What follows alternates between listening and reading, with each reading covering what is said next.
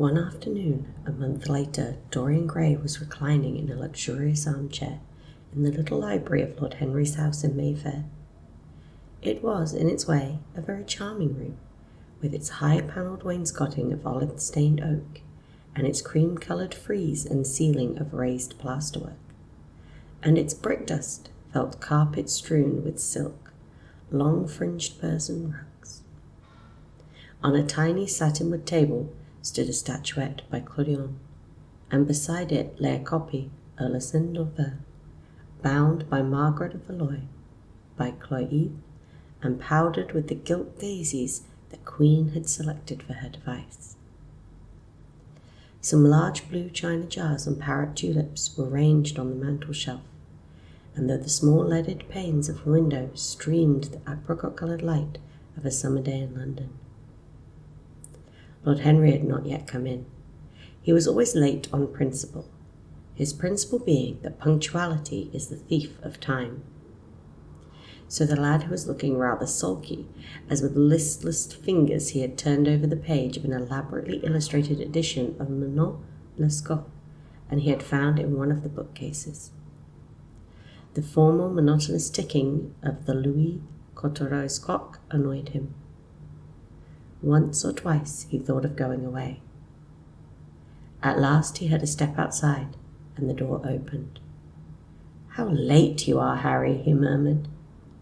"I am afraid it is not Harry, Mr. Gray," answered a shrill voice. He glanced quickly round and rose to his feet. "I beg your pardon, I thought—" "You thought it was my husband. It is only his wife. You must let me introduce myself. I know you quite well by your photographs. I think my husband has got 17 of them." "Not 17, Lady Henry." "Well, 18 then. And I saw you with him the other night at the opera." She laughed nervously as she spoke, and watched him with her vague forget-me-not eyes. She was a curious woman, whose dresses always looked as if they had been designed in a rage and put on in a tempest. She was usually in love with somebody, and, as her passion was never returned, she had kept all her illusions. She tried to look picturesque, but only succeeded in being untidy. Her name was Victoria, and she had a perfect mania for going to church. "That was at Lohengrin, Lady Henry, I think." "Yes, it was, at dear Lohengrin. I like Wagner's music better than anybody's. It is so loud that one can talk the whole time without other people hearing what one says. That is a great advantage, don't you think so, Mr. Gray?" The same nervous staccato laugh broke from her thin lips, and her fingers began to play with a long tortoise-shell paper knife. Dorian smiled and shook his head. "I'm afraid I don't think so, Lady Henry. I never talk during music. At least, during good music. If one hears bad music, it is one's duty to drown it in conversation." "Ah, that is one of Harry's views, isn't it, Mr. Gray? I always hear Harry's views from his friends. It's the only way I get to know of them. But you must not think I don't like good music. I adore it. But I'm afraid of it. It makes me too romantic. I have simply worshipped pianists, 2 at a time sometimes, Harry tells me. I don't know what it is about them. Perhaps it is that they are foreigners. They all are, aren't they? Even those that are born in England become foreigners after a time, don't they? It is so clever of them, and such a compliment to art. Makes it quite cosmopolitan, doesn't it? You've never been to any of my parties, have you, Mr. Gray? You must come. I can't afford orchids, but I spare no expense in foreigners. They make one's rooms look so picturesque. But here's Harry. Harry, I came in to look for you, to ask you something. I forget what it was, and I found Mr. Gray here. We've had such a pleasant chat about music. We have quite the same ideas. No, I think our ideas are quite different, but he has been most pleasant. I am so glad I have seen him." "I'm charmed, my love, quite charmed," said Lord Henry, elevating his dark, crescent-shaped eyebrows and looking at them both with an amused smile. "So sorry I'm late, Dorian. I went to look after a piece of old brocade in Wardour Street and had to bargain for hours for it. Nowadays people know the price of everything and the value of nothing." "I'm afraid I must be going," exclaimed Lady Henry, breaking an awkward silence with her silly sudden laugh. "I've promised to drive with the Duchess. Goodbye, Mr. Gray." "Goodbye, Harry. You're dining out, I suppose?" "So am I. Perhaps I shall see you at Lady Thornbury's." "I dare say, my dear," said Lord Henry, shutting the door behind her as, looking like a bird of paradise that had been out all night in the rain, she flitted out of the room, leaving a faint odour of frangipani. Then he lit a cigarette and flung himself down on the sofa. "Never marry a woman with straw-coloured hair, Dorian," he said after a few puffs. "Why, Harry?"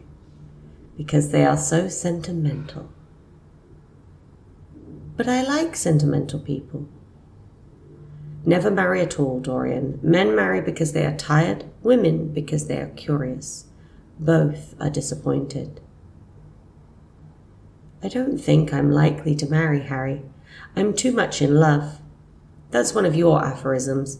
I'm putting it into practice, as I do everything you say." "Who are you in love with?" said Lord Henry after a pause. "With an actress," said Dorian Gray, blushing. Lord Henry shrugged his shoulders. "That is a rather commonplace debut." "You would not say so if you saw her, Harry." "Who is she?" "Her name is Sybil Vane." "Never heard of her."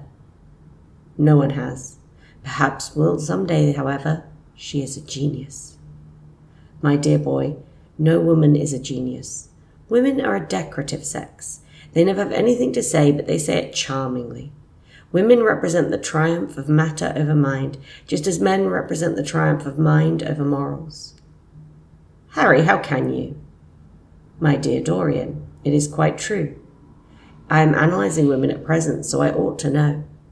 The subject is not so obtuse as I thought it was. I find that ultimately there are only two kinds of women, the plain and the coloured. The plain women are very useful. If you want to gain a reputation for respectability, you merely have to take them down to supper. The other women are very charming. They commit one mistake, however. They paint in order to try and look young. Our grandmothers painted in order to try and talk brilliantly. Rouge and Esprit used to go together.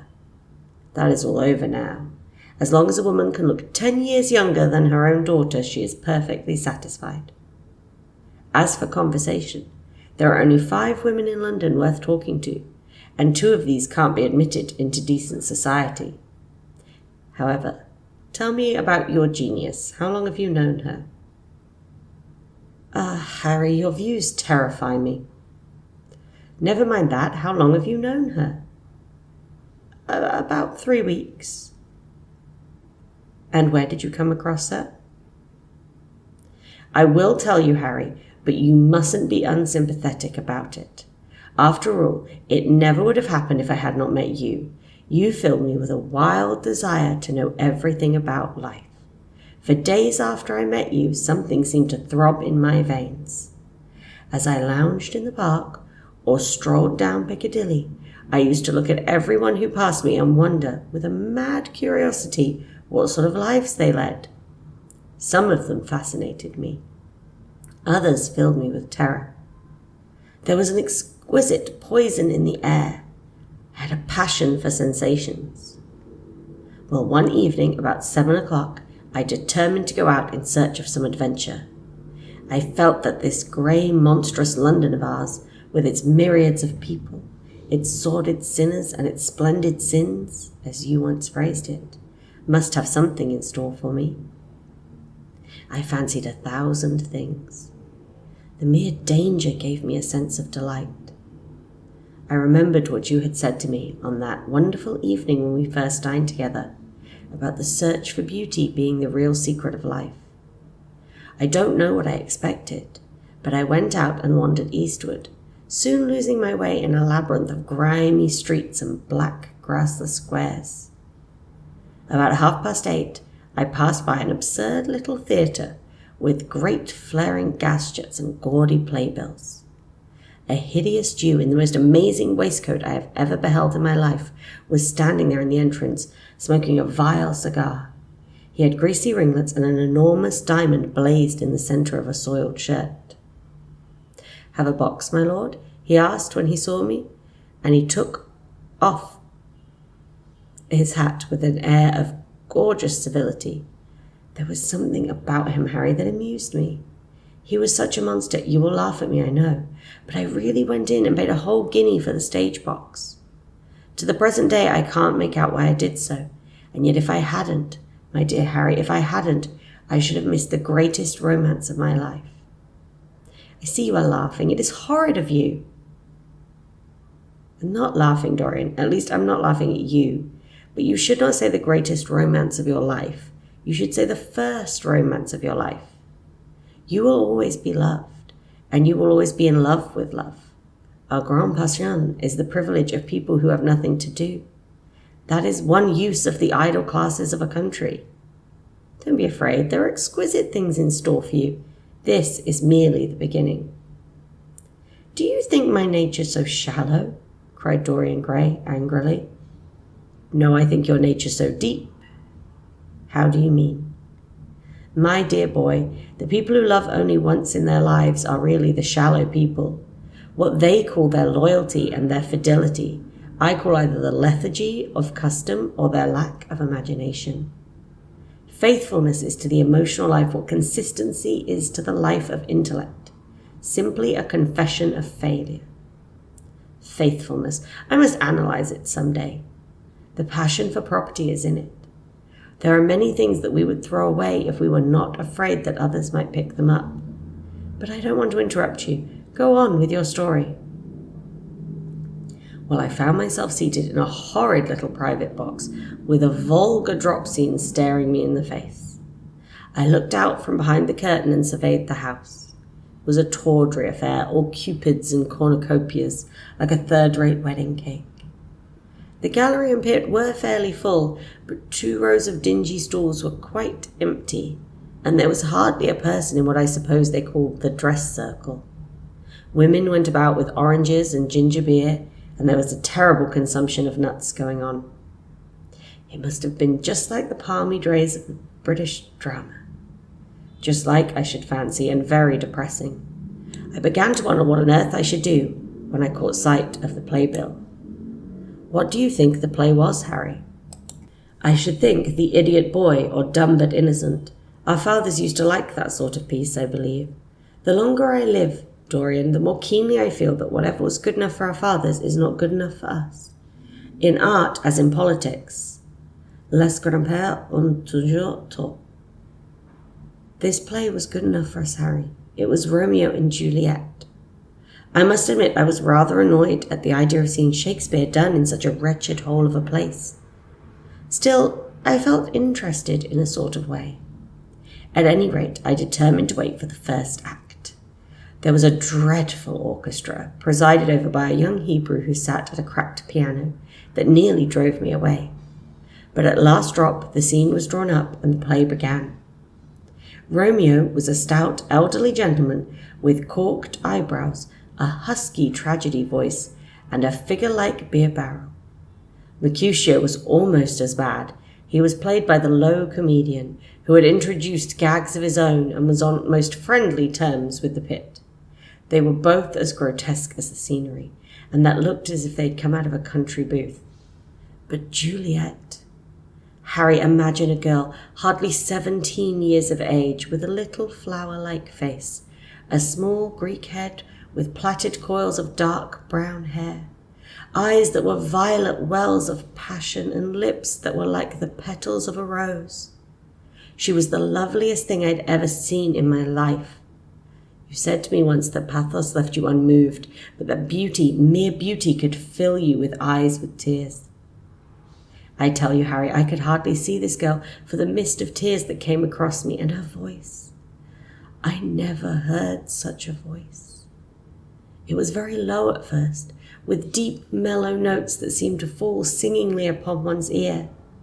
Then it became a little louder, and sounded like a flute or a distant hautboy. In the garden scene, it had all the tremulous ecstasy that one hears just before dawn when nightingales are singing.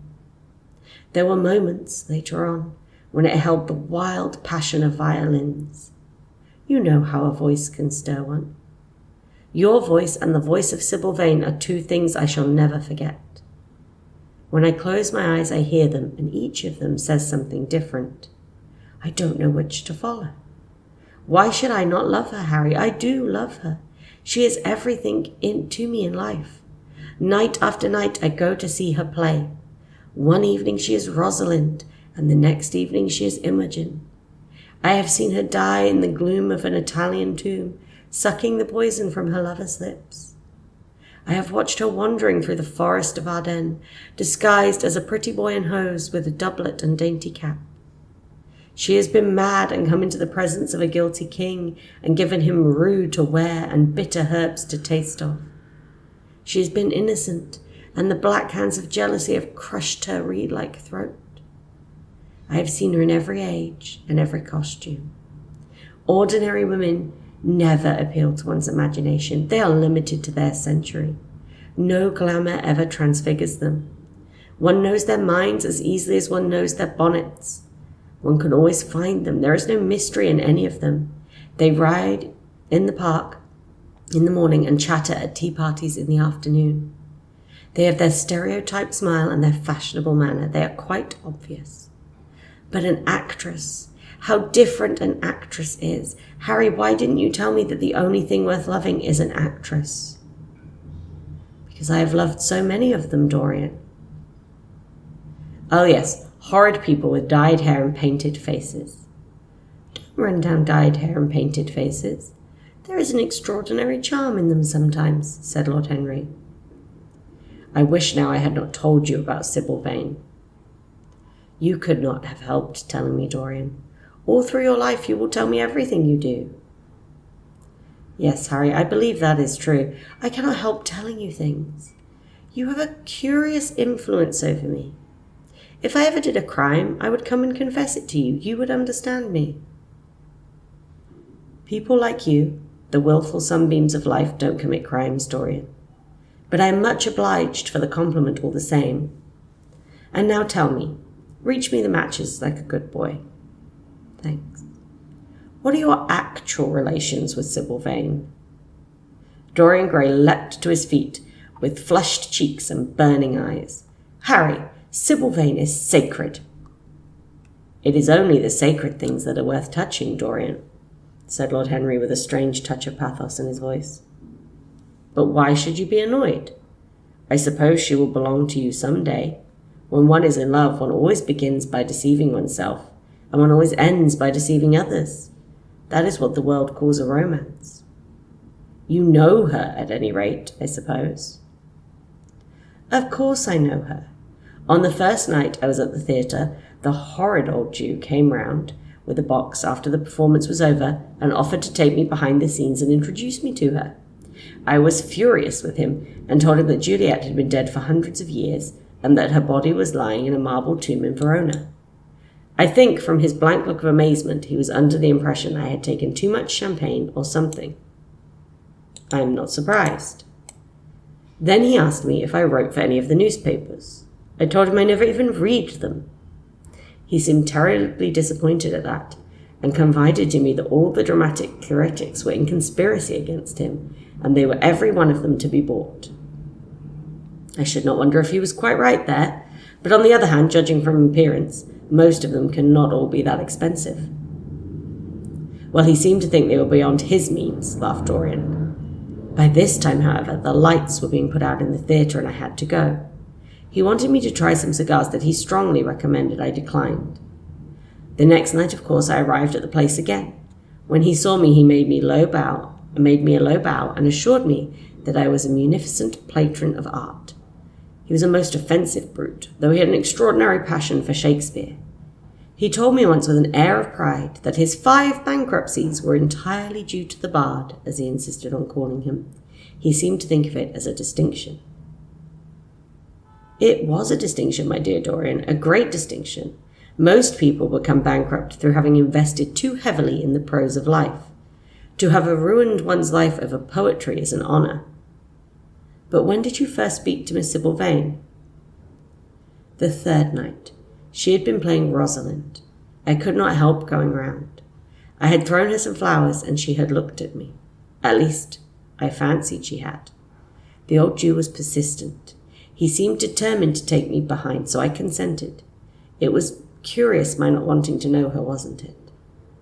No, I don't think so. My dear Harry, why? I will tell you some other time. Now I want to know about the girl. Sybil? Oh, she was so shy and so gentle. There is something of a child about her. Her eyes opened wide in exquisite wonder when I told her what I thought of her performance, and she seemed quite unconscious of her power. I think we were both rather nervous. The old Jew stood grinning in the doorway of the dusty green room, making elaborate speeches about us both, while we stood looking at each other like children.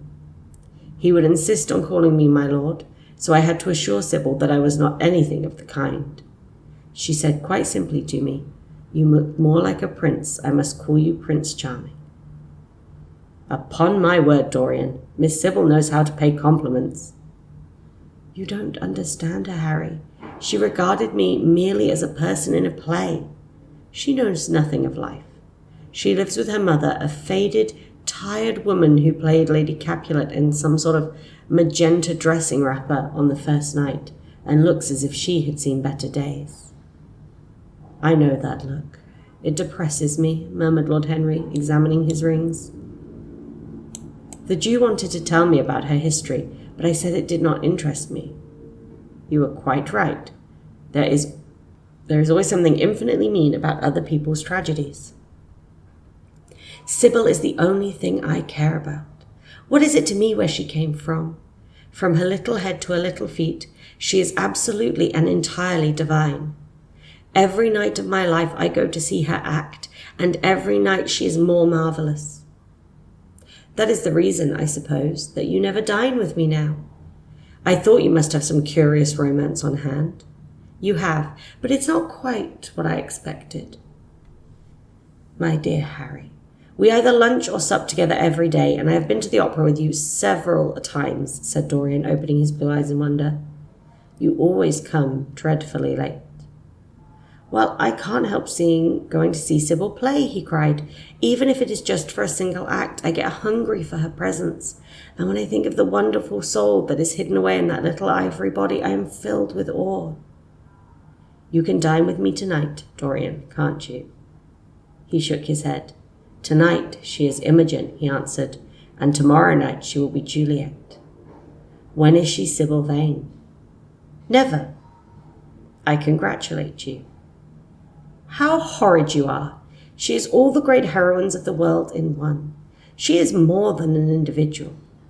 You laugh, but I tell you she is genius. I love her, and I must make her love me. You, who know all the secrets of life, tell me how to charm Sybil Vane to love me. I want to make Romeo jealous. I want the dead lovers of the world to hear our laughter and grow sad. I want a breath of our passion to stir their dust into consciousness, to wake their ashes into pain. My God, Harry, how I worship her. He was walking up and down the room as he spoke. Hectic spots of red burned on his cheeks. He was terribly excited. Lord Henry watched him with a subtle sense of pleasure. How different he was now from the shy, frightened boy he had met in Basil Hallward's studio. His nature had developed like a flower, had borne blossoms of scarlet flame. Out of its secret hiding place had crept his soul, and desire had come to meet it on the way. What do you propose to do? Said Lord Henry at last. I want you and Basil to come with me some night and see her act. I have not the slightest fear of the result. You are certain to acknowledge her genius. Then we must get her out of the Jew's hand. She is bound to him for 3 years, at least for 2 years and 8 months from the present time. I shall have to pay him something, of course. When all that is settled, I shall make a West End theatre and bring her up properly. She will make the world as mad as she has made me. That would be impossible, my dear boy. Yes, she will. She has not merely art, consummate art instinct in her, but she has personality also. and you have often told me that it is personalities, not principles, that move the age. Well, what night shall we go? Let me see. Today is Tuesday. Let us fix tomorrow. She plays Juliet tomorrow. All right, the Bristol at 8 o'clock, and I will get Basil. Not 8, Harry, please. 6:30. We must be there before the curtain rises. You must see her in the first act, where she meets Romeo. 6:30? What an hour! It'll be like having a meat tea or reading an English novel. It must be 7. No gentleman dines before 7. Shall I see Basil between this and then, or shall I write to him? Dear Basil, I have not laid eyes on him for a week. It is rather horrid of me, as he has sent me my portrait in the most wonderful frame, specially designed by himself, and though I am a little jealous of the picture for being a whole month younger than I am, I must admit that I delight in it. Perhaps you had better write to him. I don't want to see him alone. He says things that annoy me. He gives me good advice. Lord Henry smiled. People are very fond of giving away what they need most themselves. It's what I call the depth of generosity. Oh, Basil is the best of fellows, but he seems to me just a little bit of a Philistine. Since I have known you, Harry, I have discovered that.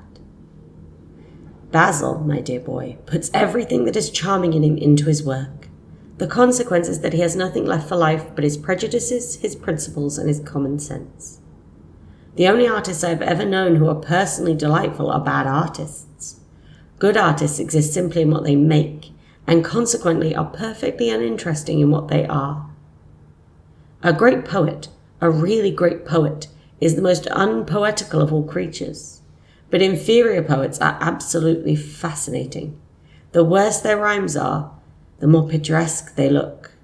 The mere fact of having published a book of second-rate sonnets makes a man quite irresistible. He lives the poetry he cannot write.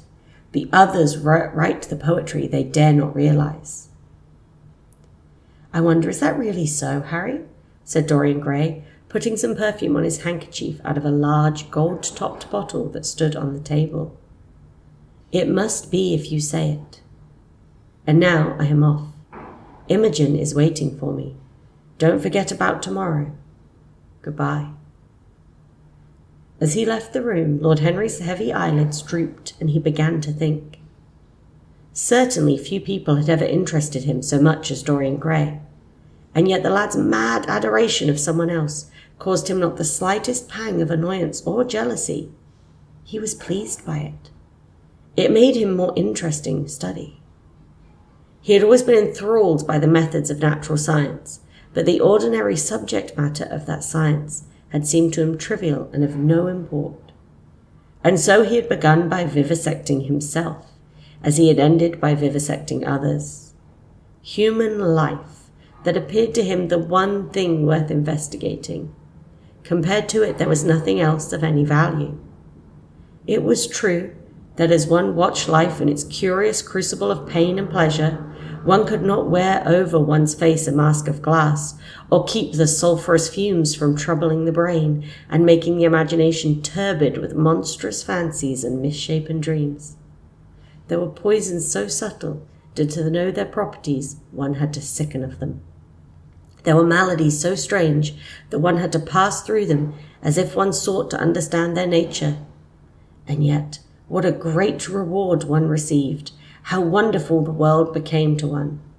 To note that the curious hard logic of passion, the emotional coloured life of the intellect, to observe where they met and where they separated, at what point they were in unison, and what point they were at discord. There was delight in that. What matter what the cost was? One could never pay too high a price for any sensation. He was conscious, and the thought brought a gleam of pleasure into his own brown agate eyes, that there was, through certain words of his, musical words said with musical utterance, that Dorian Gray's soul had turned into this white girl and had bowed in worship before her. To such a large extent the lad was his own creation. He had made him premature. That was something. Ordinary people waited until life disclosed to them its secrets, but to the few, to the elect, The mysteries of life were revealed before the veil was drawn away. Sometimes this was the effect of art, and chiefly the art of literature, which dealt immediately with the passions and the intellect. But now and then a complex personality took the place and assumed the office of art was indeed in its way a real work of art, life having its elaborate masterpieces, just as poetry has, or sculpture, or painting. Yes, the lad was premature. He was gathering his harvest while it was yet spring. The pulse and passion of youth were in him, but he was becoming self-conscious. It was delightful to watch him. With his beautiful face and his beautiful soul, he was a thing to wonder at. It was no matter how it all ended or was destined to end. He was like one of those gracious figures in a pageant or play, whose joys seem to be remote from one, but whose sorrows stir one's sense of beauty, and whose wounds are like red roses. Soul and body, body and soul, how mysterious they were. There was animalism in the soul, and the body had its moments of spirituality. The senses could refine, and the intellect could degrade. Who could say where the freshly impulse ceased, or the physical impulse began? How shallow were the arbitrary definitions of ordinary psychologists, and yet how difficult to decide between the claims of the various schools. Was the soul a shadow seated in the house of sin, or was the body really in the soul, as Giordano Bruno thought? The separation of spirit from matter was a mystery, and the unit of spirit with matter was also a mystery also. He began to wonder whether we could ever make psychology so absolute a science that each little spring of life would be revealed to us. As it was, we always misunderstood ourselves and rarely understood others. Experience was of no ethical value. It was merely the name men gave to their mistakes. Moralists had, as a rule, regarded it as a mode of warning, had claimed for it a certain ethical efficacy in the formation of character, had praised it as something that taught us what to follow and showed us what to avoid, but there was no motive power in experience. It was as little of an active cause as conscience itself. All that it really demonstrated was that our future would be the same as our past, and that the sin we had done once, and with loathing, we would do many times, and with joy. It was clear to him that the experimental method was the only method by which one could arrive at any scientific analysis of the passions. And certainly Dorian Gray was a subject made to his hand, and seemed to promise rich and fruitful results. His sudden mad love for Sybil Vane was a psychological phenomenon of no small interest. There was no doubt that curiosity had much to do with it, curiosity and the desire for new experiences. Yet it was not a simple, but rather a very complex passion. What there was in it of the purely sensuous instinct of boyhood had been transformed by the workings of the imagination, changed into something that seemed to the lad himself to be remote from sense, and was for that very reason all the more dangerous.